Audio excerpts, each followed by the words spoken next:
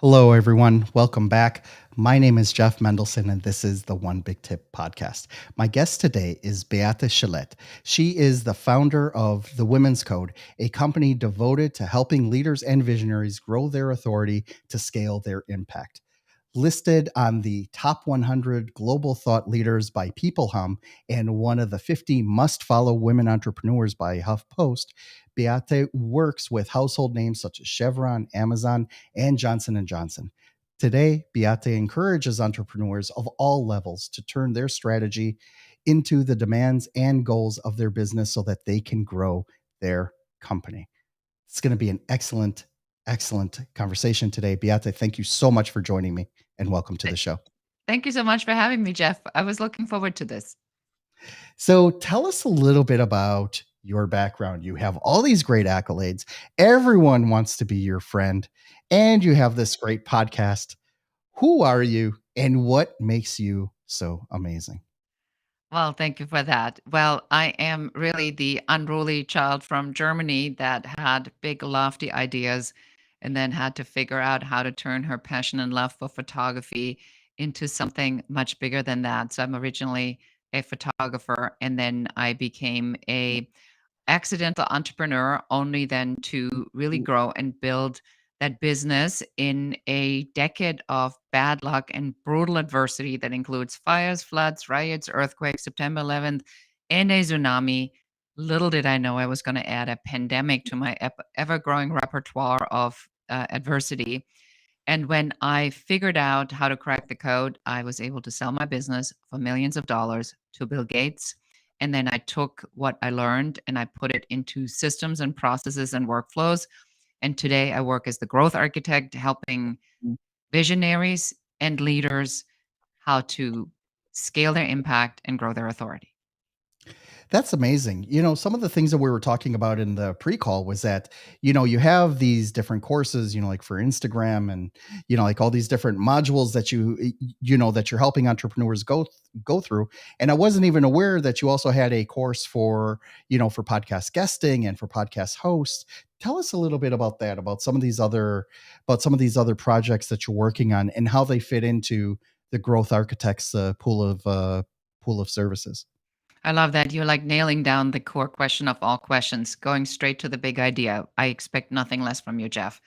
So the idea really is that I found that a lot of times when we talk about business and business owners have to explain what they're doing, it is this lengthy explanation or it's this trite stuff that you heard a thousand times. And my super skill is my zone of genius. My superpower is that I can take what people do. And when I listen to it, I can turn it into their signature system, into a system formula. So we take all the different pieces, we pack it under one umbrella. It has different steps, and magically everything you do suddenly makes sense because now it's step one, step two, step three, step four, step five. And when as I was doing this more and more, I realized that a lot of people don't have that ability to understand strategy or to understand systems, especially creative people or people with big ideas, because it's just not how they're wired. But I understand them because my background is working with creative people. I'm by trade, I'm an actual photographer, but I've always been drawn to the business because it is easy for me to figure out the structure and the systems. So I realize there's three things people struggle with. It's either that they don't have a signature system and they can't articulate what it is that makes them unique, their unapologetic value proposition. Number two, they don't have a strategy or they don't have multiple sub strategies under the main strategies because they don't understand it. It intimidates them. It's too complicated. It just makes them break out in cold sweat just hearing the word strategy.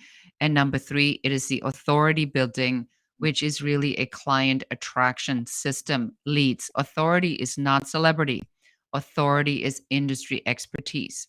So as I figured this out, Jeff, I realized as I was talking to so many people, and I do a lot of podcast interviews, either as a guest or a host, and I recognize a lot of people just struggle with the basics of business, or they come up with a strategy like podcast hosting, but then they don't have a monetization idea in place. Or they want to be a podcast guest, but then they want to talk about things that are not even related to what they do or don't know how to tie that in because they don't have a product to sell. And so I systematically created these support services to say, if you are within this system, my system is the 5-star success blueprint. I can help you diagnose where you are on that system, where you're stuck, and what that step is that you need to take next. That's really cool that you have identified all of those points, right? Because basically what you're talking about is, someone may come in and have two, three, maybe even four of those points, right? But if they don't have all five, right? And if they're not really, if they're deficient in some areas, then, it's just going to be like a tent that doesn't have great support, right? Part of it is going to fall down. And what happens is it's kind of hard to get up from that, right? Because it's like, well, I'm really good at talking about it, but I'm really crappy about executing. Well, if you can't execute, then I'm sorry, then why are we here? Right? It's like, why would we go through all of that? When you when you start working with someone, what are some of the ways that you try to tease out what what their core issue that they need to resolve is in order to help them build them up into being able to appreciate and implement this 5-star system that you're talking about? Yes, that's a really interesting way to look at it. So the first thing really is you have to go in we call it an uncovery, where there is a personal conversation with me, because what happens is I have to hear you talk about it. And then as I hear you talk about it, I can go deeper into some of these aspects. And usually I can do this within 30 to 45 minutes, and I know exactly where the misalignment is. Because, Jeff, what you said was spot on. It is not that we're reinventing everything. And I can't stand internet marketers that do these promises. That's not what we're amplifying, and we are maximizing what you already have, and we're filling in the pieces that are missing. I think that's a much, much more honest approach to business building. I would never tell anybody that everything is off. I would say there's a misalignment. Let's find out where the gaps are. Let's fill the gaps so that it's a proper system. And most business owners, interestingly enough, know it intuitively, but it's like the cobbler's kids don't have shoes, but it's so difficult to see it within yourself that sometimes all it takes is somebody to listen to it, and then it goes something like this, Jeff. So you'll say something and I go like, "I'm sorry, what did you just say?" And then you'll repeat, and I said, "Well, but that's it." Then you go, "Oh my god, it's been there the entire time." So it is my skill to help pull it out. It's like the puzzle pieces are free flowing, like imagine like a Matrix movie, right? So there's all these pieces. And as we are working through my process, my formula, we assemble the puzzle pieces so it's like one solid picture. I really like the way you describe that, because basically what's happening is that, like you're helping people figure out not a, like a roadmap to achieving success, right? And a roadmap can go under a number of different names. It could be a strategy, it could be, your tactical, your mission or whatever it is, right? But what happens is, like some people think that when you're putting together a roadmap, that doesn't necessarily mean that there's one way to get to that destination, right? If I want to drive, for example, from here to New York, I can take I-95 all the way up, but there are other ways to do it. I can fly, I can take the train, or I can take the back roads, right? And there are benefits and drawbacks to each of them, right? One of the interesting things for me is that when you're talking about strategies and roadmaps, is that sometimes the person that's teaching them to you is like, well, you really should follow mine and not deviate or not pivot or not personalize it for the way my group works or for where my zone of genius is.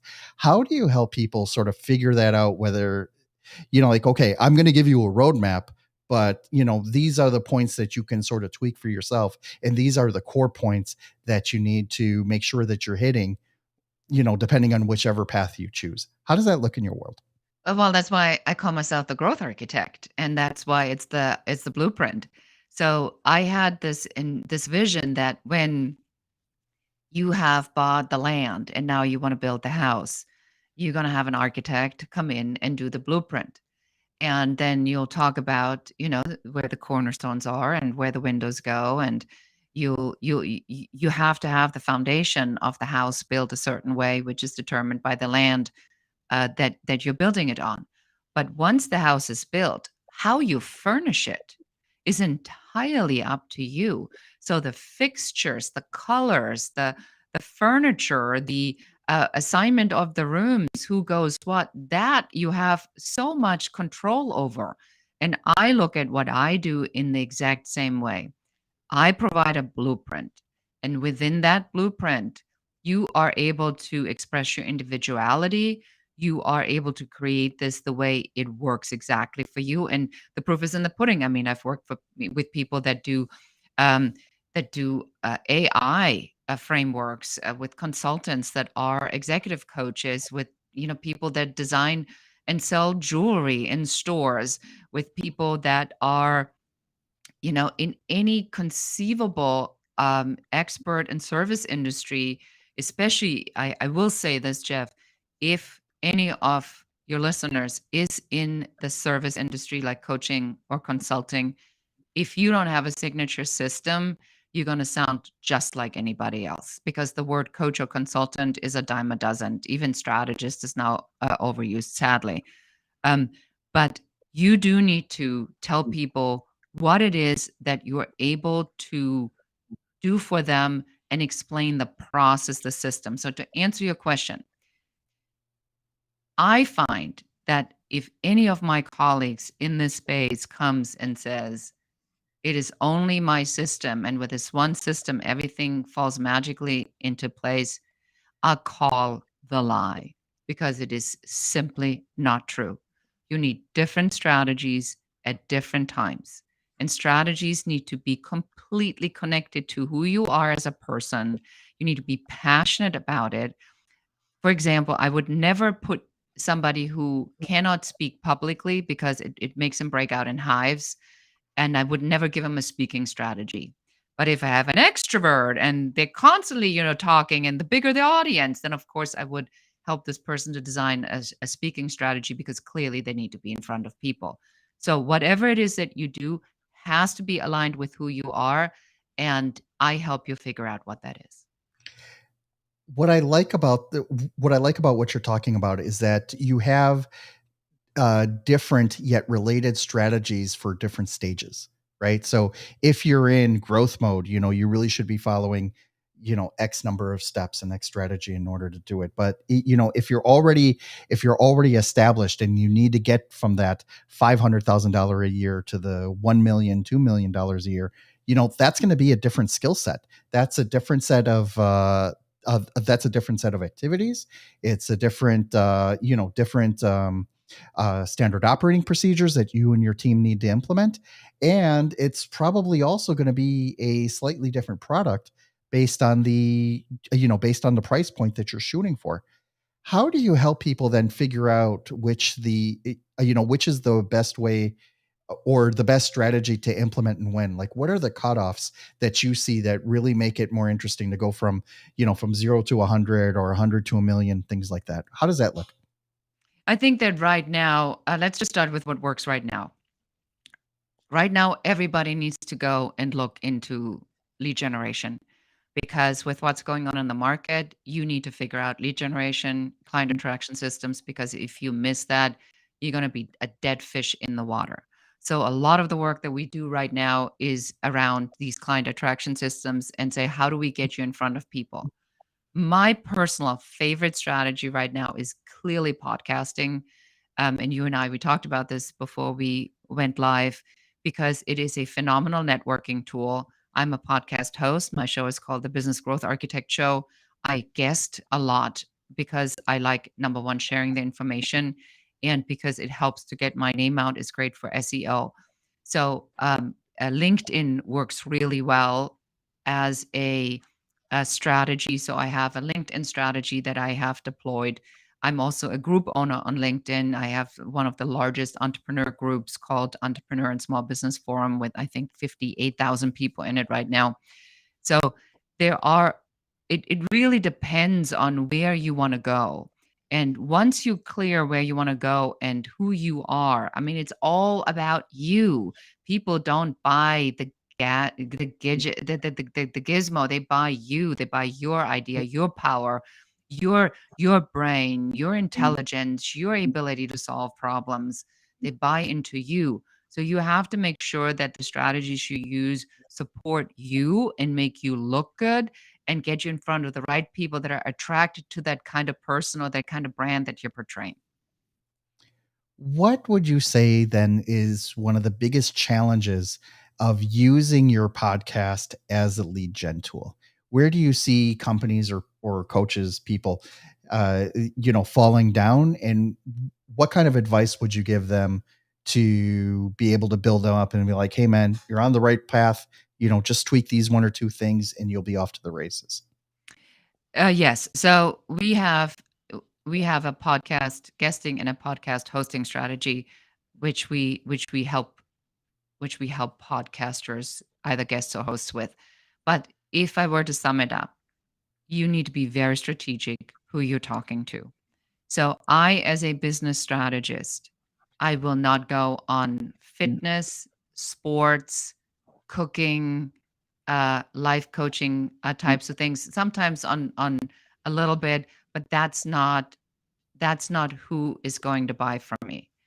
I am going on podcasts deliberately that are speaking to my audience. It's called borrowing other people's audiences. So you want to be very deliberate about where you go and where you show up and who you speak to. And then I have my podcast hosts that I'm a guest on. I look at the show. Could this be a client potentially for me? Is this somebody who may not have a product? Is this somebody who may not have a strategy to monetize what they're already doing? That's clearly my target audience. So I'm very deliberate who I speak to and on whether or not that makes sense for my business. If it's not a fit, it's not a fit, then don't waste your time. I love that advice. Thank you so much for sharing that. The Beate, where can people find you online and how can they reach out to you directly? Yes, so you can find me at my website, beatechalette.com. You find me all over social media. So connect with me on Instagram or join my LinkedIn group. Again, it's Entrepreneur and Small Business Forum. You can also send me an email directly. I always like to hear from the audience. So if you see this live on any of the social media, just DM me directly. Always happy to see what's going on. And if you are in business and you heard something and you go, I do need to figure out where my business is stuck, you can take our free quiz at growthblockerquiz.com. I'm going to say that one more time, growthblockerquiz.com, and it will tell you where your business is stuck. But again, just reach out to me direct. I love it. Beate, thank you for joining me today. It's been so much fun. I love nerding out on this stuff, and I really appreciate you taking the time to break it down. Thank you for joining me.